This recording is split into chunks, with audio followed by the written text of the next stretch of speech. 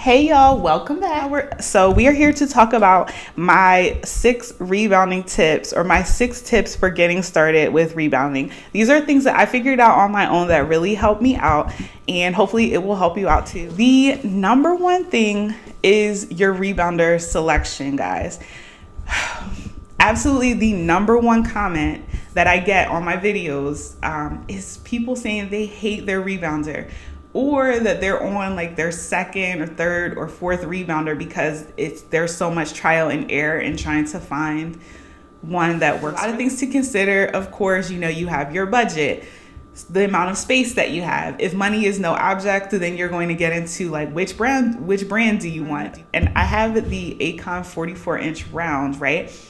This is a medium firm bounce. I always forget. I'm gonna have to put it on the screen. I can't remember if they call it medium soft or medium firm type of bounce, which works really well for me. These HIIT workouts, but if you guys have been watching on, say, TikTok, those people who are doing like very high jumping and these complex dance routines on the rebounder,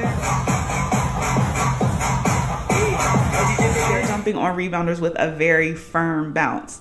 And that's something to consider, right? But also, I've seen several comments where people say they bought that type of rebounder, maybe with the intention of doing those type of workouts, maybe not, but it was like a little too much for them to start with. So I think that it could be helpful if that is your intention to like go all the way and do those extreme rebounding workouts. I think they're really cool too, but I don't know. You might want to, instead of getting that super hard rebounder first, think about getting a softer bounce, right? Also, consider your space. Rebounders take up a lot of room, but with this 44-inch rebounder, I kind of put it in the only available space that wasn't like a walkway or the middle of my kitchen or something, you know what I mean? So just be mindful of that. Again, I've gotten comments where people are like, they have unlimited space, or they put their rebounder in the basement.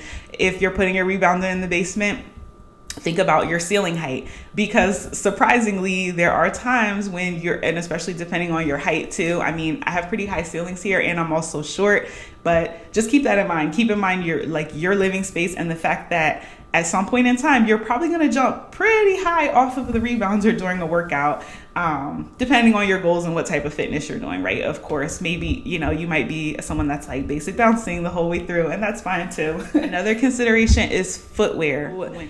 It's recommended not to jump in regular socks, like athletic socks, right? It's just not the best idea to either rebound completely barefoot or to wear sneakers.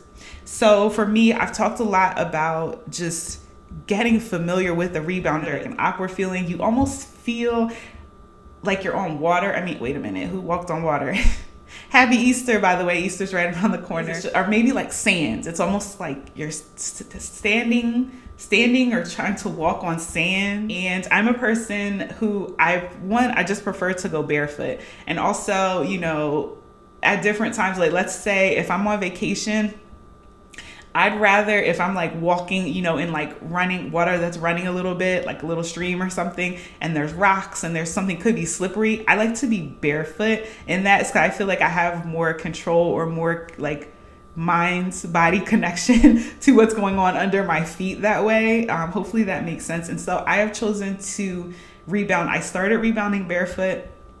And I did try out socks. Now, like I said, you don't want to use like traditional, stocking, definitely not hosiery, right? And not athletic socks. It's said that you could slip and hurt yourself. I don't want that to happen. But if you guys ever have been to, like the trampoline park, they do sell like grippy socks for trampoline. And I have seen people say that they've used those for rebounding. I had these grippy socks. I think I bought these for yoga at some point, and I don't even use them for yoga, but I tried that as well. So this was definitely an option, like the grippy socks, if you just prefer to have something on your feet, because of the texture of the rebounder is interesting. I don't think if you really care about something making your feet rough or like giving calluses and stuff, this material, it hasn't done anything like that for me. But you know, everyone's different. Some people don't want to put their feet directly on the rebounder, and I get it. So these kind of socks kind of did produce a barrier for me. I still had that feeling of like connection with the rebounder, right? That I could sort of feel what was going on. And I definitely feel like being barefoot just helped me get a feel for the rebounder faster than I would have with shoes on.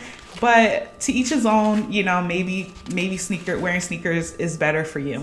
Tip number 4, start slow. I had this very unrealistic expectation that, hey, you know, I'm like moderately active, thinking that I would just jump on this rebounder. Maybe it would take me a couple days to get used to the feel of it. Suffice to say, it took me about 30 days in the beginning just to really get comfortable with like my balance and having confidence on the rebounder, keeping my footing all the time.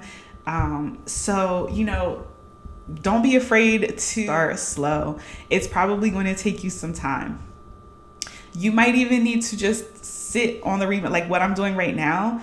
Just sit on the rebounder sometimes, or make that your intention for the day that you're gonna sit on the rebounder, or just stand on it, you know, and maybe like the wall, my wall is right here, you know, maybe stand on the wall and brace yourself, or use your handlebar. Ease into it is all I can say. No matter your age, your fitness level, it's probably going to take some time. If you're watching this and you're like, that wasn't an issue for me, kudos to you, because it definitely took me some time. Also, as like a part 4A or 4B to that, starting slow, learn the basic bounce, learn the fundamentals. There's plenty of videos on YouTube about the basic bounce. If you're curious, let me know and I can try linking them or giving the links down below. I can't say enough how important it is to really master the basics with this. Not so much in the sense of maybe getting hurt, but it's like the rebounder, for me anyway, the rebounder didn't let me skip. The rebounder did not let me skip ahead, honey, and do whatever I wanted to do and just jump on and think I was going to do a workout the second day. No, ma'am. Else that helped me a lot. You'll see it right here. Yes, I never took the plastic off, or the cardboard off of this thing, but a mirror. The way I have it positioned right now is not exactly how I had it when I was using it, but one of the challenges for me, so once I went through that sort of initial about 30-day period, getting into doing little short workouts, they were about under 10 minutes or around 10 minutes, right? At that point. And actually, let's be real, I had to build up to that. I didn't just okay, I can balance on it now, and then did a 10-minute workout. Third tip, look, 5.1-7 is with workouts. Beginner rebounder workouts, take that term very lightly, okay? I was an absolute beginner. You might be an absolute beginner too. Beginner rebounding workouts a lot of times would have these complex compound movements, or that they felt that way at the time. And what I mean is, let me try to demonstrate for you guys.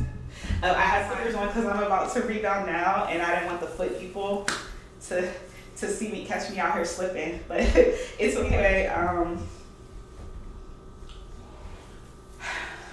Okay, so just mind you, so you see the motion of the rebounder. You see how it's like, I'm not doing too much of anything. It's got a little movement to it. In the very beginning, I'm like, whoa, oh my God.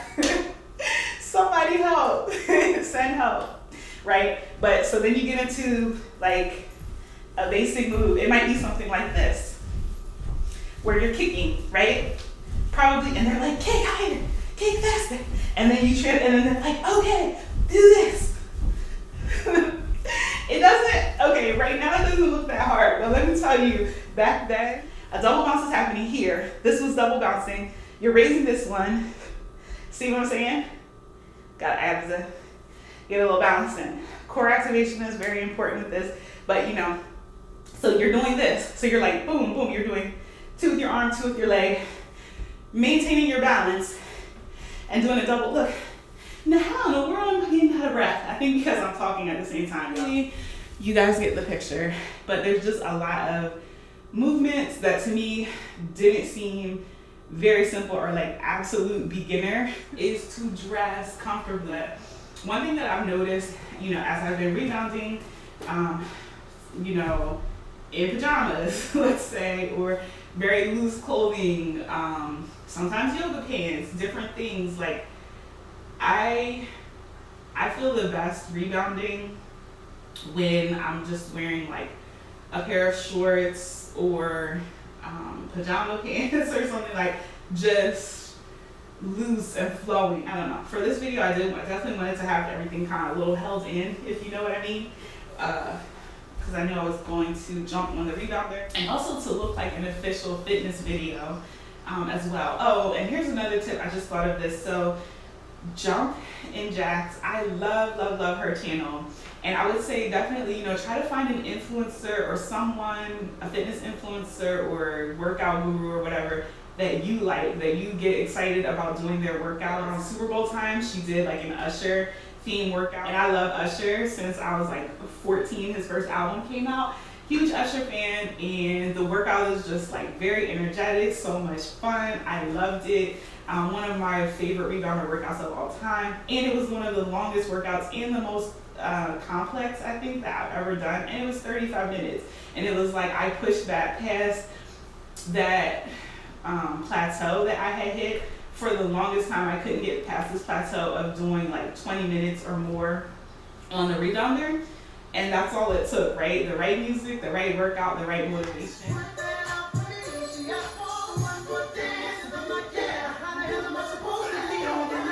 Jumping Jack's workouts, she does, and when I got into this position, it kind of made me think of it. She does sort of like yoga poses, yoga-esque poses on me.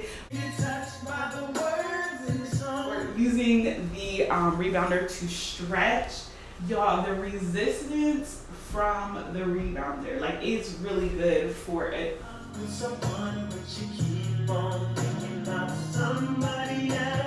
I mean, even just sitting. Yes, my posture was pretty bad throughout this video, but I've noticed, just sitting on the rebounder, and if I am conscious of like sitting up and engaging my core and things like that, you can do that for like 5 minutes and get up. That's what I'm saying.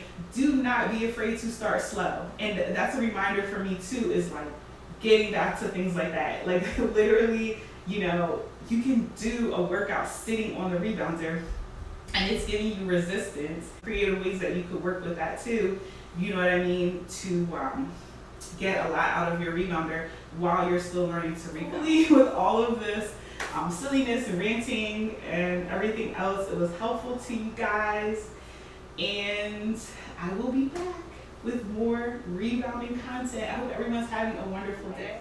Thanks guys for tuning in. I'll talk to you soon. Peace.